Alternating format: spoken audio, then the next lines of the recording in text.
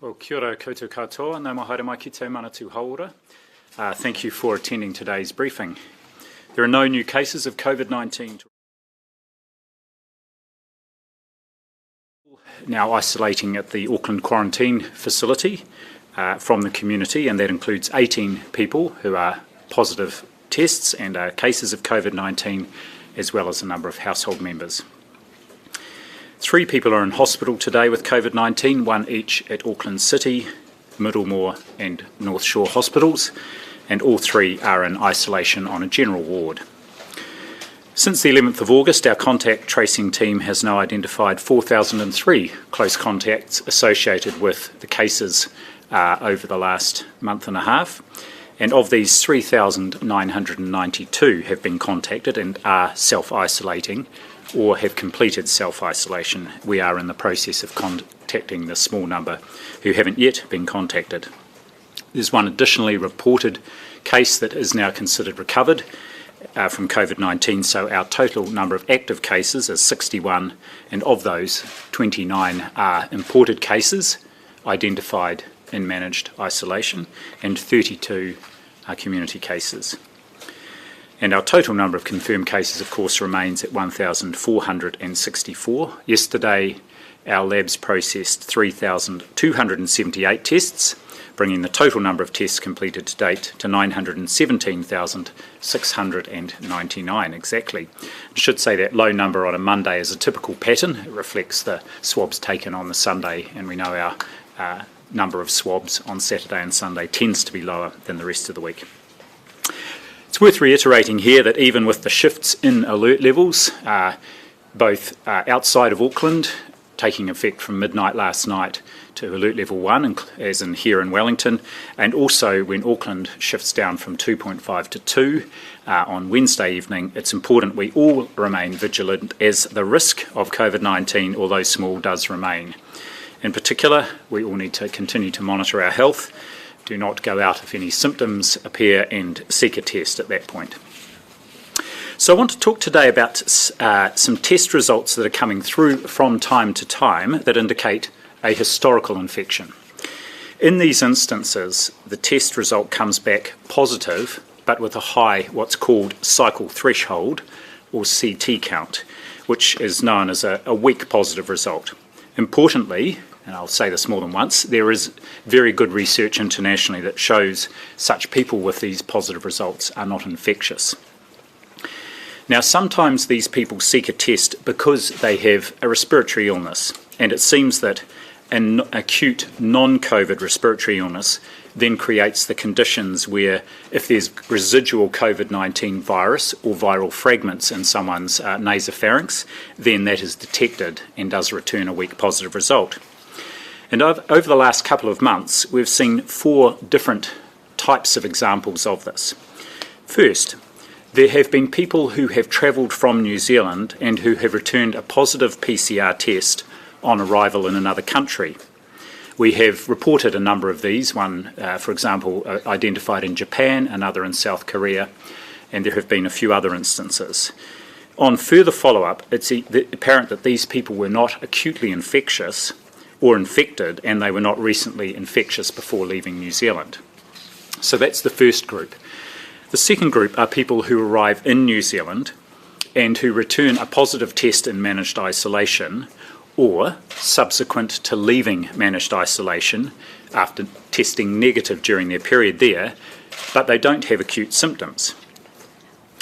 The third group of people are who have been in New Zealand throughout the pandemic and who return a positive PCR result and who had a documented infection earlier in the year and are already in our case count. So they've sort of got this, they're already classified as a case and they've got another positive test that shows up sometime several months later. And finally, there is a fourth group of people who have been in New Zealand throughout the pandemic, who return a positive PCR result and who do not have a documented infection from earlier in the year, so they're not in our case count. These people have a clear history, though, once they are spoken with, of a previous acute illness consistent with COVID-19, but they were not tested at the time. And follow-up serology confirms that they, and possibly other members of their family, have been infected in the past with COVID-19, but didn't get tested when they had an acute infection and are therefore not part of our case numbers. So in all of these cases, the test result is often a weak positive, and the CT value, which is usually high, so over 30, suggests that the infection is an old one. So we're in the process of developing a protocol and setting up an expert panel to help with standardising the way these cases are both managed and also reported. In particular, the panel and protocol will help ensure a consistent approach to cases that are effectively borderline cases and that are being further investigated. So the panel will assess individuals returning a weak PCR test with a high CT value to determine whether just to confirm that the infection is historical or recent, and to guide subsequent public health measures, especially regarding contact tracing and management and any steps that might be needed to limit risk to the community. Some of these historic cases under investigation will be included in our future reporting, and where we conclude that they have not been infected with, that they have definitely been infected with COVID-19, but are not in our case numbers here or counted as a case in a country they have travelled from, then we will add them to our total number of either confirmed or probable cases, depending which category they sit in. And finally, just to reiterate again, before I give an update on the Auckland flight, these historical cases are not infectious. It appears there are viral fragments still in their nasopharynx, and that sometimes they can return a positive test. So an update now on the case of the man who left managed isolation in Christchurch, having returned negative tests for COVID-19 while in managed isolation, then tested positive when he became symptomatic in Auckland. Our national contact tracing team has recorded 85 close contacts from the charter flight from Christchurch to Auckland, and of those, so far 29 have been tested. Those are all the people who were closest to him on the plane, so the front 9 rows of the plane, he was in the 4th row. They've all but one returned a negative test, and the remaining person returned a positive test with a high CT value yesterday. As I've discussed, that high CT value suggests an old infection. Now, this person, who has had no symptoms since arriving in New Zealand, was retested and returned a negative test this morning. And serology testing is also being undertaken. If the serology is positive, that would confirm that this person has had an old infection and they have had a time to develop antibodies to COVID-19.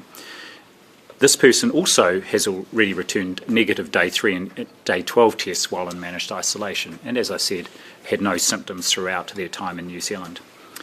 We consider the person still under investigation as an historic case, and we are confirming whether or not the case was reported in India, where the person travelled from to New Zealand. Meanwhile, we are taking a precautionary approach, and the person has been transferred to the Auckland quarantine facility.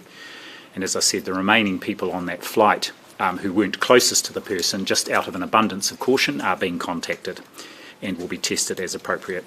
And before I finish, I do just want to take a moment to acknowledge all the people, several thousand, who are working in our managed isolation and quarantine facilities. They are on the front line of our efforts against COVID-19, putting themselves between the rest of us and the virus. And every day these workers ensure that returning New Zealanders are well looked after while they complete managed isolation or quarantine, and the rest of us are protected from cases being imported into our communities. So I want to pass on mine and our collective thanks to all those workers for the vital role they are playing as part of our response.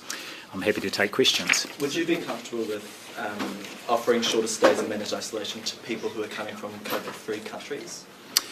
I think you're referring to a policy statement that's just been made by the National Party, and what I would say is that this is the time of in the 3-year triennium when parties are putting out manifestos and policy statements, and I don't think it's appropriate for me to comment on any party's policy positions as it relates to COVID or any other matter. Did the person, sorry, just to clarify, he tested positive and then was retested this morning and tested negative? That's right. Can that person be genome sequenced? Yes. So if possible, from the sample yesterday, this can be one of the challenges with these viral fragments, that there may not be a complete segment of the RNA from the virus.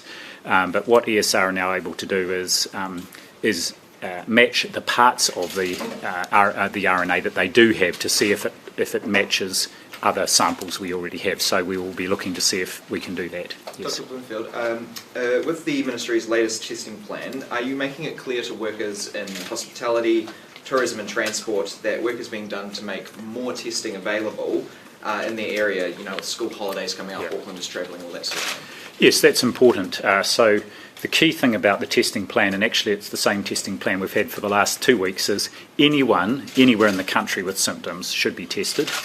And secondly, as part of our surveillance testing, we are wanting to focus on people who may come in contact with Aucklanders travelling around the country, and as you say, particularly with the school holidays coming up.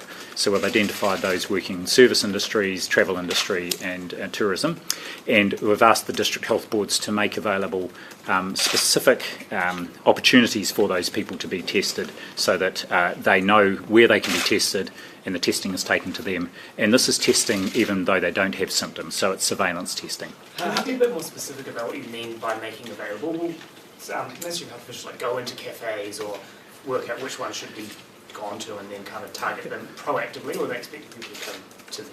So we've asked the district health boards to, they're very good in terms of what they need to do on the ground, so they would make mobile testing sites available. So if you're thinking about somewhere like Queenstown, somewhere right in the middle of the city, there where service workers were able to go, and or at the airport. In fact, I know towards the end of last week they had a specific initiative at the airport to pick up all the airport workers, and of course publicity and working with the employers to free up people to be tested as well. With the weak positive stuff, I mean, does this change anything, any strategies, for instance, in thinking at the border with testing or anything like that? It doesn't change our strategy per se.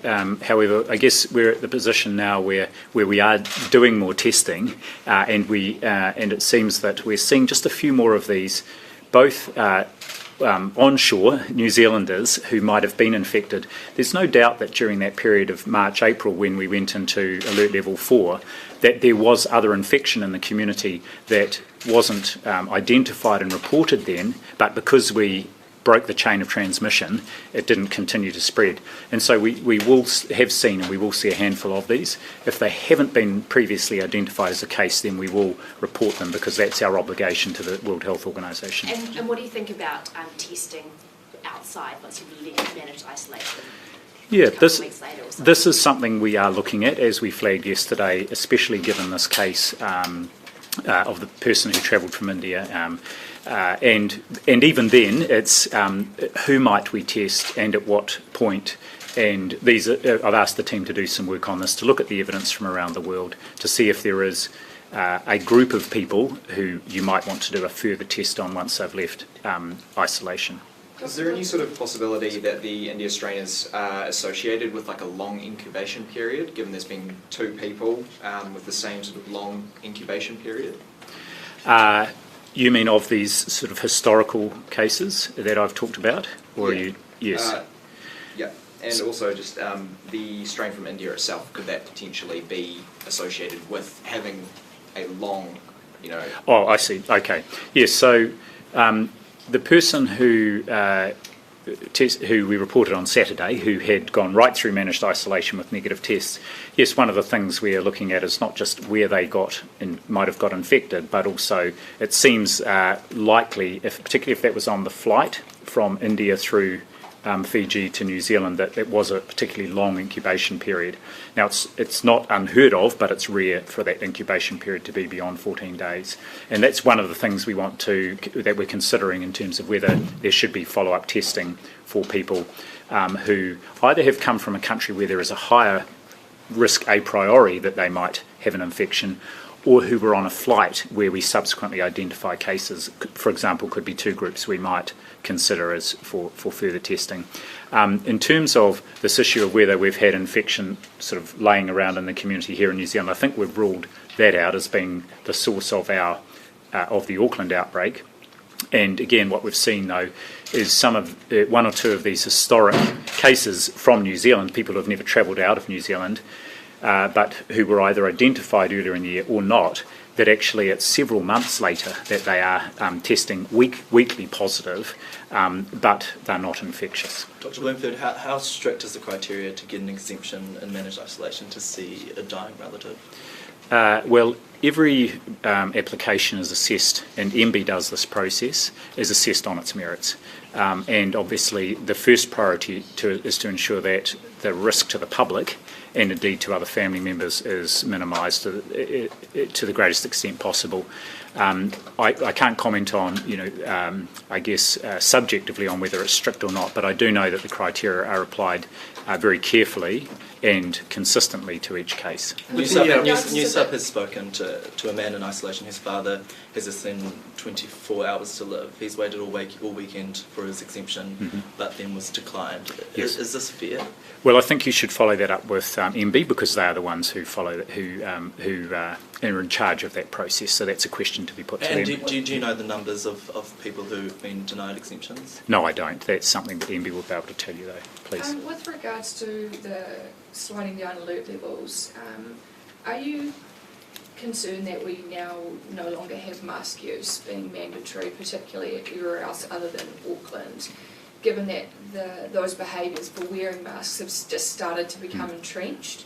And are you concerned that maybe if we have to go up again in alert levels that there'll be resistance to that? So I think two or three things there. First of all, the masks are of most value where there is community spread, there's no doubt about that. Secondly, we are continuing to encourage people, even in alert level 1 around the country, to use masks where they have been using them, including on public transport, and I think people have got used to doing that. I will continue to be using one when I take public transport, and my understanding is that Air New Zealand is also still requiring people to use them on flights and making them available for people. And I think it's good if people do continue to use them in those settings, even in alert level 1. As you've said, this is something that is going to be part of our ongoing and future response to COVID-19.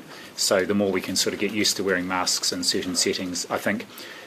So saying, what New Zealanders have shown over the last 2 weeks is they will rapidly adopt this behaviour if there's a requirement, and also if they see that there's a purpose and value to it. Did you make that recommendation when you were giving your advice to Cabinet about what they should do with these alert levels, with that retaining masks was important? My advice was that we should continue to encourage their use in public transport and on domestic flights, even under alert level 1, and that was certainly the messaging that both the Prime Minister and I gave yesterday. But you didn't want that mandated? I didn't think that at this point there is an impetus to mandate that. However, we've seen that if we do have to move up to alert level 2, that there is already a precedent now for their mandatory use in those settings. The Prime Minister said you asked for events to be limited to 500 people, even at level 1. How do you feel about Cabinet's decision not to implement that recommendation? So the advice I gave to Cabinet was that because Auckland's still at alert level 2 with a maximum gathering size at 100, whereas outside of Auckland from today there's no maximum, Cabinet might want to consider a maximum limit on indoor gatherings only, because that's where there's a higher risk in those closed spaces where there's close contact and a lot of people. For larger gatherings. In fact, what Cabinet decided was to take a different approach to that, which was to identify all those gatherings that might be there over the next couple of weeks and talk with the organisers about putting in place measures that would help to mitigate that risk, including physical distancing, use of the app, and also keeping a record of seating plans, so we knew where people were seated should we need to follow them up. Are you comfortable with the government's approach on that front? I think it was good because it addresses the potential risk that I had identified. The other thing to point out is that if there are these large events, indoor events outside of Auckland, there's almost certainly, for example, if we think of a music concert, there's almost certainly an opportunity for Aucklanders to attend those in Auckland. They're unlikely to be travelling, for example, to a Bene concert outside of Auckland. So you didn't recommend to Cabinet to have a 500-person limit? No, I said it was something they could consider, and here was the issue, and they decided to address that issue in another way. We saw Auckland go to that 2.5 level. Would you think that we could see a 1.5 level specifically for Auckland? I don't. I think we're sort of at this point done with the 0.5s, and I think the aim is to, all going well over this next couple of weeks, to bring Auckland down to alert level 1 along with the rest of the country. So saying, our alert level 1 now is different from what it was last time. You know, we've got QR codes around the place. People are using the app. We're still encouraging mask use in public transport and on flights. I think there's a much higher level of vigilance, and we'll be obviously wanting to keep the testing rates up high as well. And just, sorry, quickly on the weak positives again, can you just quantify how many weak positives we've already had, and are they part of our tally already, or Yes. are they a separate group that you're considering to be part of the tally? None of them are part of our tally. Obviously, the ones that are detected when people travel overseas, it's up to those countries to determine whether they are part of the tally. The other ones, some of them we've detected in managed isolation quarantine, and then we just, if they have a positive test there, then we do include them in our tally. And there's been a handful that we've had onshore of people and who have not travelled overseas but who have been infected. Either we know about it or we haven't known about it. So we're just wanting to formalise the way they are reported to make sure we're consistent. And so you've had that one from the flight which you talked about today, so Yes. how recent are those other handful ones? Actually, the first one was in Queenstown, and I have talked about it. There was even, I think, 6 weeks ago, a fellow who was known to have been a case back in March, then represented with an acute respiratory infection, tested positive, but actually there was subsequently another explanation for his symptoms, and the positive test was sort of, again, a historical reflection of historical infection. Yes. Dr. Bloomfield, I appreciate this will be a difficult question for you to answer, but I'm going to ask it anyway. I'm not used to those here. There's obviously been a bit of talk recently about whether there's been any political influence and the fact that we're now approaching the election and that whether that has influenced the decision to slide down alert levels or maintain alert levels. What is your position on this, and do you believe that there has been any kind of influence at all on that front? Well, what I can talk about is my advice, and what I can say categorically is there's no political influence on my advice. I'm a public servant, and so the process is that I develop my advice here and send it across to the Minister. It is then included and informs the Cabinet paper, which then goes to Cabinet to make a decision on. And as you'll have seen, it's been highlighted here today, Cabinet doesn't always take my advice. So I can categorically say that the advice I give is objective and it is informed by our own assessment of the actual situation and any emerging evidence, and I usually triangulate the advice with my Chief Science Advisor and others, and there are plenty of other science and other experts in the community who are providing me with advice as well. Last week you talked about going to a level 1 plus, but that wasn't in your recommendation on Monday. Did anything change in particular with that? Well, it was in my recommendations. There were two features of my recommendations. One was to continue to strongly encourage the use of masks in public transport and on domestic flights, which is what I would call a plus, what we had previously. And also I did give the recommendation about considering the maximum indoor gathering size of 500. So there are measures in place. So I would say those are additional to what the pure alert level 1 might look like. So that's, I guess, is a 1 plus, but it's not a 1.5. I didn't want to quantify it. Would you recommend concert goers wearing masks to concerts that have over 500 people attending? They may want to do so, yes. Where did the long incubation case go in Auckland during the 5 days after leaving isolation and him becoming symptomatic? Yes. Do you know? Not very far.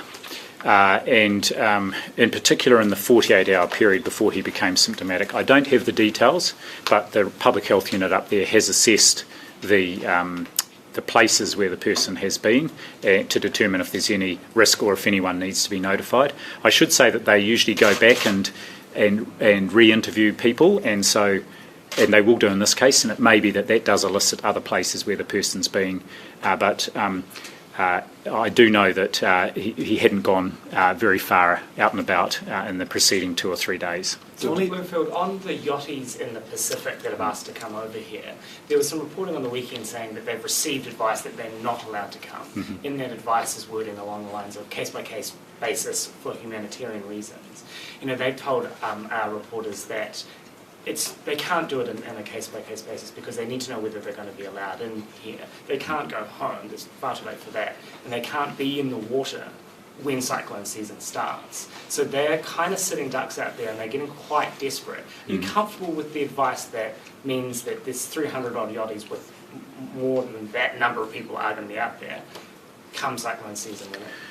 Yes, I'm happy to provide. I'm happy with our advice, and I'm happy to provide some clarity on that advice. First of all, the case-by-case basis is if there is a situation where a yacht is in distress and needs to be, and there's a sort of a humanitarian reason for that yacht to seek safe harbour in New Zealand. And of course those will be assessed on a case-by-case basis. What was being requested was that quite a large number of yachts are able to sail ahead of the cyclone season to moor up in New Zealand for the period. Now, these are not New Zealand citizens. Of course, any New Zealand citizen can sail their yacht back to New Zealand and do so. We did not feel that there was a strong humanitarian reason, just the possibility of a cyclone where they are currently moored up in the Pacific. And the main issue that just because their vessel would be uninsured if it was damaged in a cyclone does not in itself constitute a humanitarian reason why we should open our border to these yachties.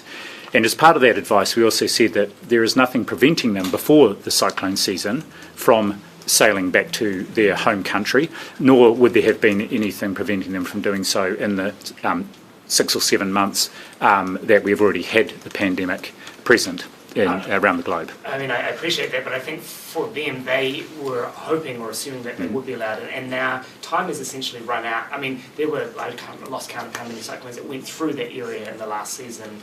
I think it was 3, could have been 4. They're devastating events. I mean, the government is essentially saying that our Pacific neighbours, who are much less resourced than us, you take care of them, basically, because there's nowhere else for them to go. Yeah, so just to reiterate the point you made, they had hoped that that permission would be given and perhaps expected, but that wasn't the advice, and we worked very carefully and closely on that with Immigration New Zealand and our customs colleagues as well. In terms of the people who are in hospital, I just want to ask, there are only 3 people left in hospital, but over the course of the Auckland cluster, there's actually been quite a few. It's not an insignificant number, and some have gone in fairly rough shape. I'm thinking about that guy in North Shore Hospital who nearly immediately went to the ICU. Have you been keeping tabs at all on what's happening to people after they get released, like what shape they're in and whether some of them are having some of these issues we've seen around the world with very long and tough recovery times? We haven't as a ministry, and normally that follow-up would be clinical follow-up done by either the clinicians who looked after them while in hospital or the general practitioner. I would have to check if there's any formal follow-up happening. I do know clinicians are often very keen to do this sort of follow-up and then publish what their findings are for people that do have residual symptoms. And actually I did have an email during the week from someone who was one of our cases earlier in the year who has had residual symptoms and sort of after effects of COVID infection, and that person has started up a little bit of a support group and has found quite a number of people. So it may well be that there's an opportunity for some research on that group. We do know there is, as with any viral infections, people who have residual symptoms, either respiratory or fatigue and ongoing sort of things, and that's why we have this term post-viral syndrome with a very well documented series of symptoms that can take quite some time to recover from. Do you see a value though in communicating those stories to the public? Just because often you'll stand there and we'll also then just report that, oh, we've gone from 4 to 3, the number in hospital has gone down, and people assume these people have recovered, but often, even if they're not in hospital, they still have debilitating symptoms. Quite, and it may be that the people with ongoing symptoms were never hospitalised, may have been able to just take care of themselves at home or been cared for by family members. So it is a good suggestion. The weak positive who tested negative this morning, you said that they had also been through MIQ and tested negative? That's correct, twice, and has not been symptomatic at all, and actually was quite shocked to return the positive result, having had no symptoms through their period here. How long have they been out of MIQ, and is the working hypothesis that they caught it before they came to New Zealand?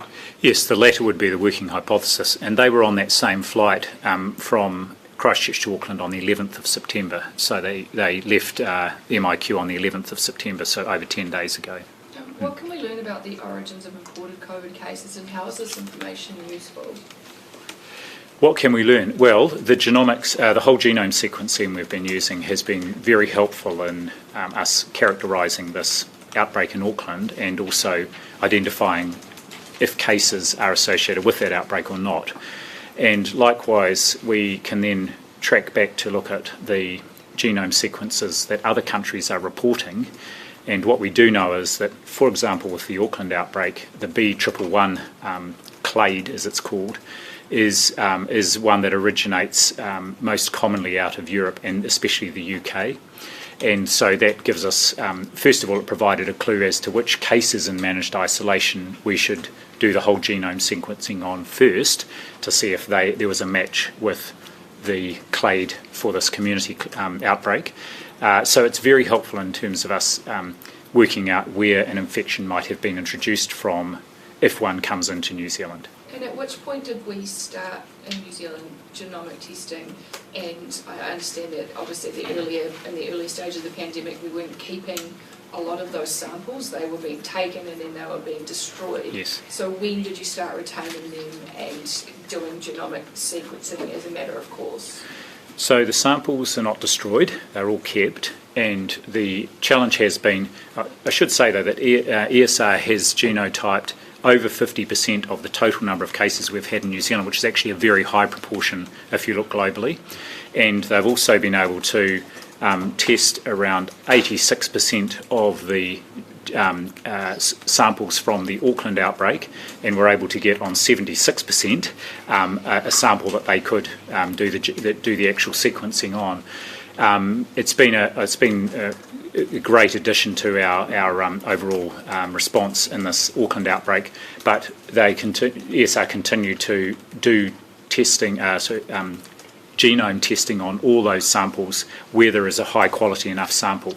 However, one of the things that we do want to do from here, and we've had a quick review done of this for this outbreak, is make sure that those samples that are collected, any positive sample, is stored and is sent for whole genome sequencing straight away, and the sample is stored in such a way that we are most likely to get a result from that whole genome sequencing. So it will be a very important part of our efforts going forward. Last couple of questions, perhaps. Yeah.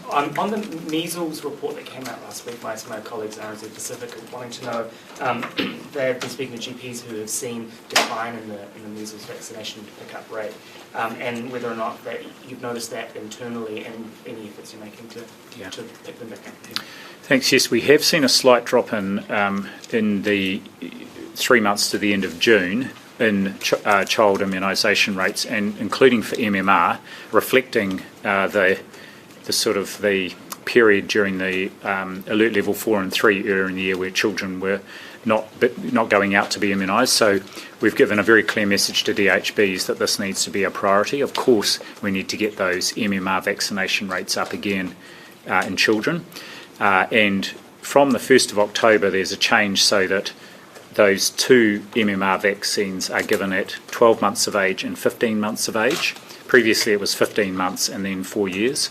So we're bringing them forward, and we're also just starting to roll out the wider immunisation campaign to vaccinate the 15 to 30-year-olds where we know there are historically lower vaccination rates for MMR. GPs are concerned once kids kind of drop off the radar. Yeah. It's really hard to get them back into the system. Yeah. How concerning is that for you? Well, it's concerning, of course, because it's really important. We do not want another measles outbreak. So saying, we have in New Zealand been able to get to high levels of MMR coverage, around 90 to 93% around much of the country and across most of our ethnic groups a few years ago, and we really need to redouble our efforts to do that again, using a whole range of methods, including, where appropriate, vaccinating children with permission of parents in their homes if that's the best place for them to be vaccinated. What was the drop? You talk about a slight drop over those lockdown periods. Do you know, is it in single digits or? Yes, it's I think 2 or 3%. Yes. One final question, and with regards to the Auckland index case. Can you provide an update on whether you've been able to narrow down where that person may have initially picked up the virus? Nothing further to say on that, unfortunately. However, ESR does continue to do the whole genome sequencing on all the samples from people who have tested positive in managed isolation. As of 2 days ago, there was, that I recall, it was 65 they had been able to get samples from, and not all of those, I think 49 they had been able to sequence, and they're continuing to do those. And it may well be that that will provide a clue, but at this stage, no further light to shed on that. Thank you very much. Appreciate you coming today.